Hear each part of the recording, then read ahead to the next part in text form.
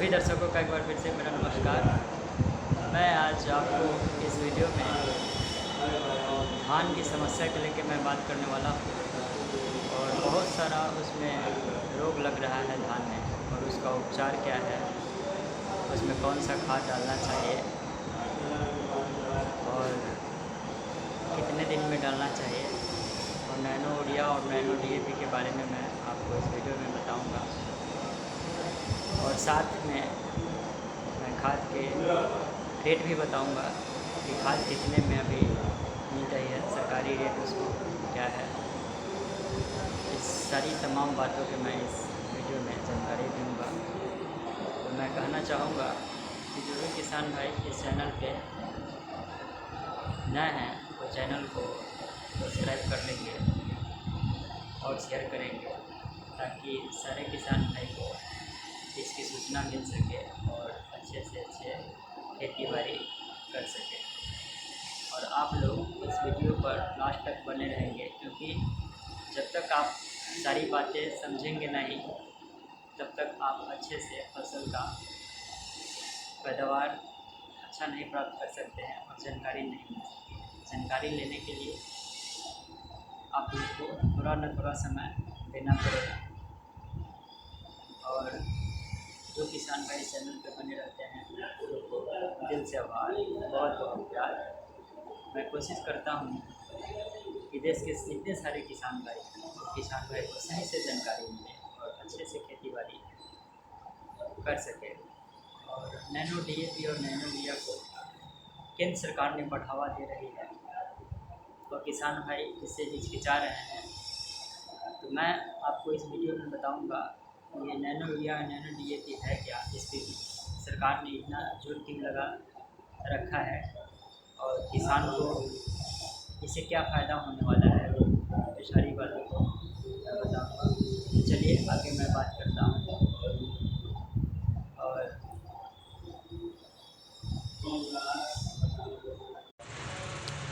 जैसा कि आप जानते हैं कि अपने यहाँ का जो मिट्टी है वो बंजर होने के कगार पे है और कुछ बरसों बाद यहाँ को जो भूमि है वो बंजर हो जाएगी। वो अभी पता नहीं चल रहा है, लेकिन धीरे धीरे क्या होगा, अभी से आप 2 से 2.5 फीट जदे गड्ढा खुदवाते हैं तो आपको पता चलेगा कि मिट्टी वहाँ पे बहुत सा कठोर हो चुका है। तो आप समझ सकते हैं कि अभी ये स्थिति है तो आने वाला समय में क्या होगा। तो इसीलिए भारत सरकार ने ये नैनो यूरिया और नैनो डीएपी का इस्तेमाल किसान को करने के लिए कह रहा है। क्यों? क्योंकि जो ये नैनो डीएपी है और नैनो यूरिया है जो आप खेत में डालते हैं तो जो पौधा है वो 50% से भी कम ऑब्जर्व करता है और बाकी जो अवशेष बचा होता है वो मिट्टी के अंदर चला जाता है। और मिट्टी के अंदर जाने के बाद वो मिट्टी को बहुत ज़्यादा कठोर बनाने लगता है, जिससे हम लोग को मिट्टी खराब होने लगती है और उपजाऊ भी धीरे धीरे कम होने लगता है। और मैं नैनो यूरिया की बात करूं तो यूरिया ऐसे भी किसान भाई को कम देना चाहिए, क्योंकि मिट्टी को जो उर्वरक शक्ति को कम करने का भूमिका सबसे पहले उसमें यूरिया का ही आता है। आप जितना यूरिया डालेंगे आपकी मिट्टी उतना ही ख़राब होते चले जाएंगे, आगे फ्यूचर में वो खेती करने लायक भी नहीं रहेगा। तो मैं किसान भाई को कहूँगा कि आप कम से कम दानेदार उर्वरक का प्रयोग करिए और ये लिक्विड में जो नैनो यूरिया है और नैनो डीएपी है, जैसा कि मैं स्क्रीन पे दिखाया हूँ, आप लोग इसको बढ़ चढ़ के उपयोग करिए, क्योंकि आने वाला फ्यूचर में आप लोग को यही उर्वरक मिलेगा और इसी से आप लोग को खेती बाड़ी करना पड़ेगा। और इसको मैं प्रयोग विधि बता दूं थोड़ा नैनो यूरिया के, क्योंकि बहुत सारे किसान भाई इसको आकर के शिकायत करते हैं कि मैंने नैनो यूरिया अपने खेत में डाला था लेकिन मेरा फसल नुकसान हो गया, जल गया। तो सबसे पहले जानकारी होना बहुत ज़रूरी है कि इसका उपयोग कैसे करें। तो आपको मैं बताऊं कि जो नैनो यूरिया है ये लीटर में 1 लीटर पानी में 3 से 4 ml आप इसको डाल सकते हैं। जैसा कि आप देख भी रहे हैं 2 से 4 ml आप डाल सकते हैं। और ml यदि किसान भाई बहुत ml समझ में नहीं आती है किसान भाई को और उनको पता नहीं चलता है, तो जो नैनो यूरिया आप देख रहे हैं इसके ढक्कन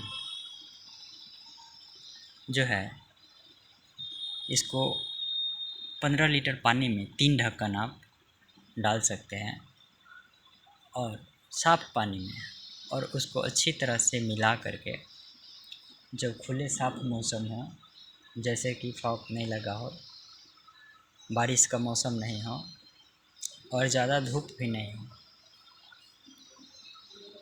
खुले साफ़ मौसम में आप इसको प्रयोग करेंगे तो आपको बहुत ज़्यादा इससे बेनिफिट होगा। और जो पहले वाला नैनो यूरिया था उसमें मात्र 4% ही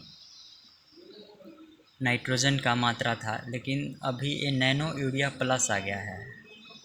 इसमें 20% आपको नाइट्रोजन उपलब्ध है। आप एक बार इसको डाल के देखेंगे, बहुत अच्छा रिज़ल्ट है। और आगे मैं बात करूँ कि धान के रोग के बारे में, तो धान में एक खैरा रोग होता है जिसका प्रकोप अभी ज़्यादा देखा जा रहा है। उस रोग को तो उसमें जो है धान को जो झंडा पत्ती है वो सिकुड़ जा रहा है और मुड़ जा रहा है और उसमें लाल धब्बे टाइप के हो जा रहा है। तो सबसे पहले मैं किसान भाई से कहना चाहूँगा कि यदि आपका धान में ऐसा हो रहा है तो आप उसमें 33% वाली जो जिंक आती है इफ़को का या और सारी कंपनी की आती है, आप उसको लेकर के डालें। उससे आपका जो है ये रोग धीरे धीरे कम होगा।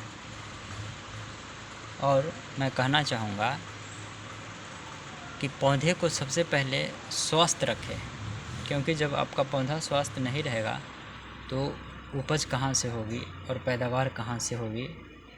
और आपको मैं कह दूं कि सभी किसान भाई की एक ही लालसा लगी रहती है कि मेरा फसल अच्छा हो और अच्छा उपज हो तो मुनाफा ज़्यादा आएगा। तो मुनाफा ज़्यादा आने के लिए सबसे पहले आपको उसको रोग मुक्त करना होगा और समय समय पे उर्वरक जो है डालना होगा। तो उसमें आप जिंक डालेंगे। दूसरी बात कि यदि आपका पौधा विकास नहीं कर रहा है तो आप उसमें प्रति एकड़ 25 से 30 केजी यूरिया इसलिए मैं बोल रहा हूँ क्योंकि पौधे को विकास के लिए यूरिया बहुत आवश्यक होता है। उसमें नाइट्रोजन होता है और माइक्रोन्यूट्रिएंट की कमी ना हो पौधे में, ये भी आपको ध्यान रखना है। तो उसके लिए आप सिंगल सुपर फास्फेट या सागारिका का जाइम आता है, 10 केजी का बुकेट भी आता है और बाल्टी भी आता है और झोला भी आता है, वो आप डाल सकते हैं।